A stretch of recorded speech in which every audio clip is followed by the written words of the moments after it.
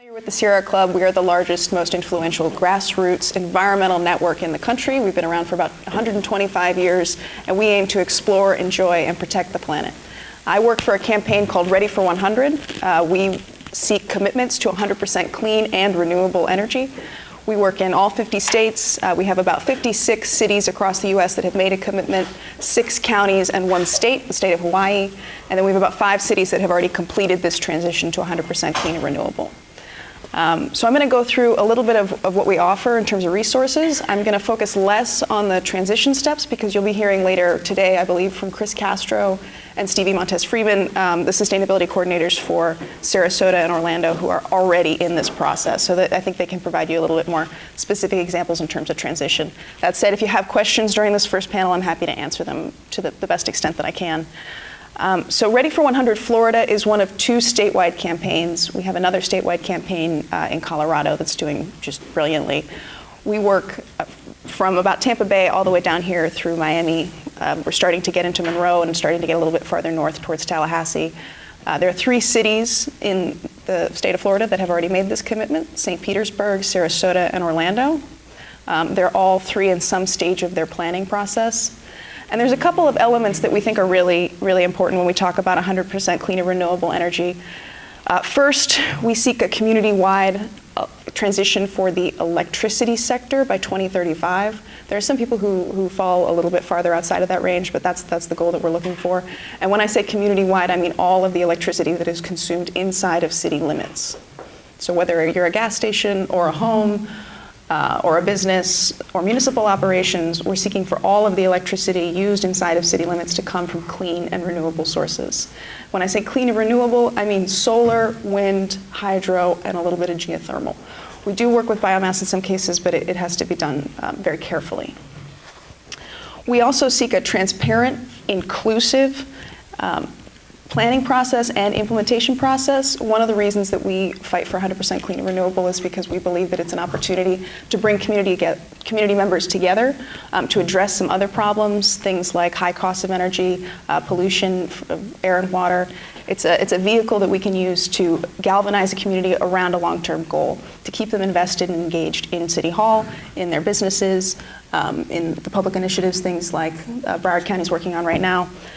We really prioritize justice, equity, affordability, and access. So that means we want to put the people first who are most negatively impacted by our current energy system. We want to see them have benefits first. We want to make sure that the burdens and the benefits from the transition to 100% clean and renewable are felt and shared equally among all the members of the community.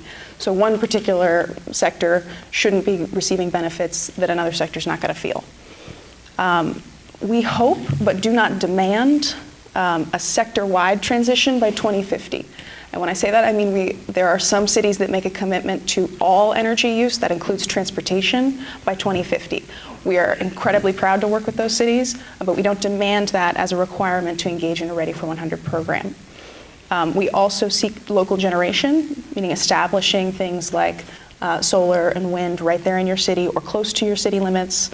We also look for collaboration with other municipalities. If you're going to commit as a city or as a county, can you collaborate with the other municipalities in your region to help them make that same switch?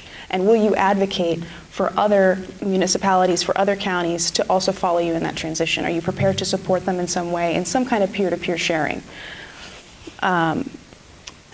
So we've got a couple of ways that we work in communities. The most important thing that we do first is we train volunteer teams. We believe that 100% clean and renewable energy requires buy-in from the entire community. You know, to ask a municipality to go this alone is just not realistic and it's not fair. You have to have buy-in from your commercial sectors. You need your residents to feel like they're part of their planning process, that they're part of their implementation process. And frankly, that makes it a lot easier for a municipality to make that switch because they can rely on their volunteers and their community collaborators, their stakeholders, to do some of that communication, to help advocate for some of their programs, and to really expand the transition community-wide.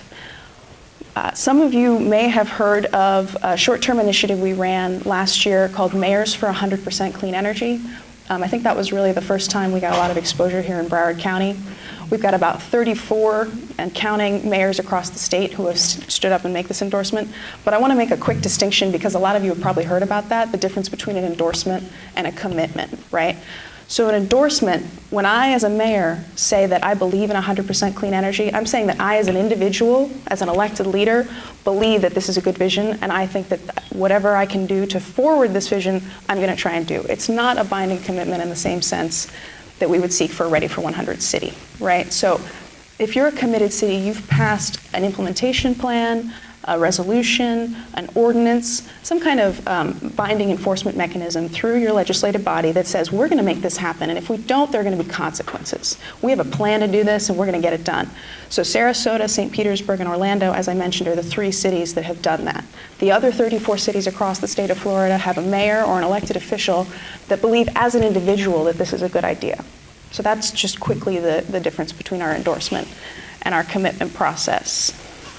In terms of resources that we bring from municipalities, we really focus, again, on that awareness and education aspect. Thank you, Rob. On educating your community, on making your community leaders and your commercial leaders aware of what the process looks like, of what the benefits are. We support a lot of outreach in that regard. We build volunteer teams, we build advisory boards, but we also do a lot of resource sharing.